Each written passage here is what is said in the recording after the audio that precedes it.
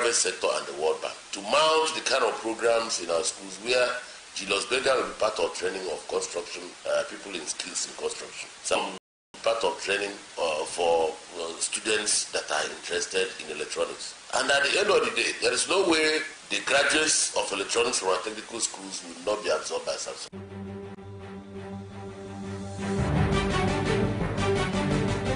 Former Abia State Governor Ojizo Kalu is dismissing the allegation of diverting funds meant to tackle erosion challenges ravaging some parts of Isukwatu local government area as false and unfounded. Madko Koro, the media aide to the APC senatorial candidate for Abia North, in a reaction to the claim by Senator Mao Owabunwa that Kalu, as a governor, diverted 350 million naira released for the project by former President Obasanjo, challenged the lawmaker to account for several constituency funds. There is no element of truth in this, you know. He's being economical with the truth. He was not able to tell, and he cannot be able to tell Abia North people what he has done for so many years. Now let me give you the bombshell. Mao Abuma has not been able to tell Abia North people and Abians what he did with 2.3 billion that has been given for erosion control in Isukwatu. He's trying to divert attention of Abia North. We are holding him responsible. So if you look at all this scenario, Rotarians are being reminded of the need to collaborate with each other, especially through various Rotary activities. Speaking during the media assembly of the Rotary Club in Umuahia, the assistant governor of the club, Chinwe Sam Obi, also urged women to identify with the club to boost their morale in achieving greater feats in the society. Also speaking, Nonye Umahi maintained that women must be engaged in entrepreneurship to maximize profits and become independent in the society. The acting Chief Justice of Nigeria, Ibrahim Tanko Mohammed, has sworn in 250 members of the General Election Tribunals, at the swearing-in ceremony, which took place in Abuja. The acting CJN urged the members of the election tribunals to discharge their duties with integrity as well as the fear of God. The judiciary is in a trying time. You must, and I repeat, you must stand to protect and uphold the integrity of this arm of government. If any other person is trying to destroy it, we should try to protect it. If we don't protect it ourselves, no one else will protect it for us. Therefore, it is our bounden duty to see that we protect the judiciary wherever you find yourself. The development came barely 24 hours after President Muhammadu Buhari suspended Justice Walter Onogen as the Chief Justice of Nigeria and swore in Mohammed as acting CJN. However, the People's Democratic Party Presidential Campaign Council has suspended its campaign for 72 hours following Friday's suspension of the Chief Justice of Nigeria, Walter Onogen, by President Muhammadu Buhari. According to PDP National Publicity Secretary Kola Olobundiyan, the Campaign Council further promised the suspension of its campaign activities as a mark of solidarity with Nigerians, describing President Buhari's action as a dangerous and brazen assault on the Constitution. The People's Democratic Party notes the illegal swearing-in of members of the Election Petition Tribunal judges by Justice Mohammed Tanko and surmised that his action was a complete nullity. The PDP insists that in the face of our law, Justice Tanko cannot function as a Chief Justice of Nigeria as there is no vacancy in that office since the 1999 Constitution as amended has no provision for 2 Chief Justices of Nigeria at any particular point in time.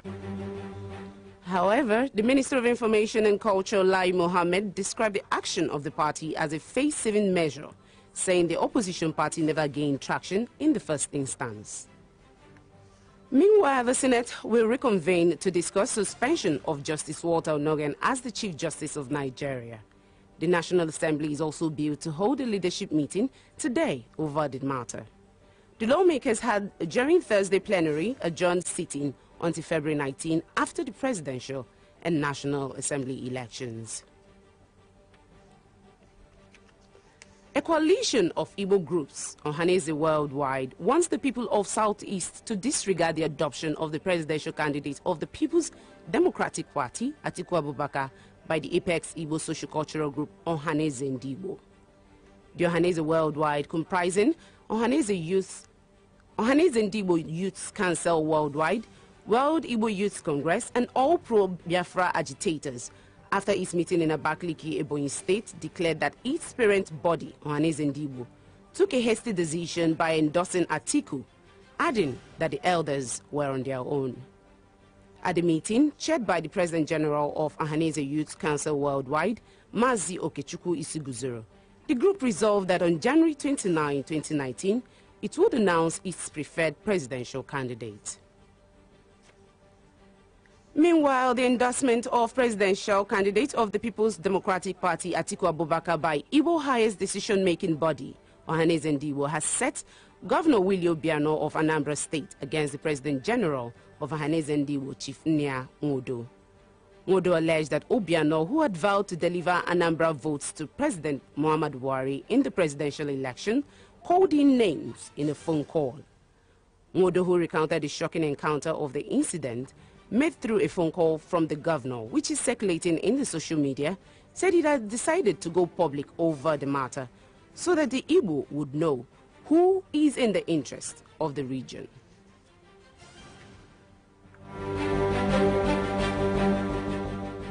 News now on Flow 94.9 FM continues shortly with business, foreign, sports and entertainment news. Do stay tuned. You are listening to News Now on Flow 94.9 FM. Umuahia, the flow of God's own state.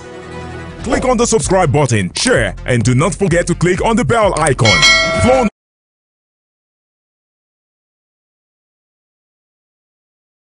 Column. It follows controversial comments McCallum made about extradition case involving a senior executive from the Chinese telecom giant, Hawaii. Trudeau said in a statement that he had asked John McCallum to step down, but did not offer a reason.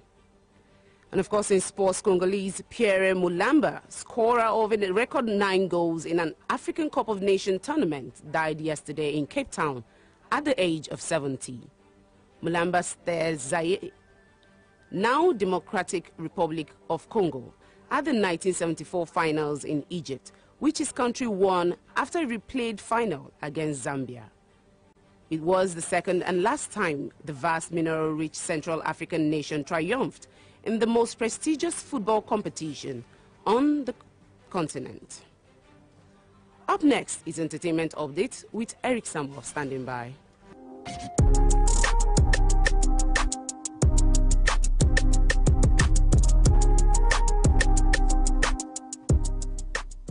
Good day and welcome to Entertainment News at this hour. Rapper Jay-Z and Meek Mill Wednesday announced the launch of a new criminal justice reform organization aimed at dramatically reducing the number of people in U.S. prisons. The group's creation comes less than a year after Meek Mill was released from jail after a harsh sentence was passed for a parole violation, which sparked protests against racial biases in U.S. probation laws. The Reform Alliance is said to be putting an initial $50 million alongside Meek Mill, Jay-Z, and partners of the reform include CNN commentator and justice advocate Vaughn Jones, who serves as CEO of the organization. Following the recent docuseries that concerns R. Kelly, Surviving R. Kelly, the R&B singer has finally come out to speak his mind as regards to shows. R. Kelly, who made a video from his hometown, shared his experience and his thought not being able to be there with his fans. Yo, what's up, y'all? It's your boy Kels, man, and first of all, I want to apologize.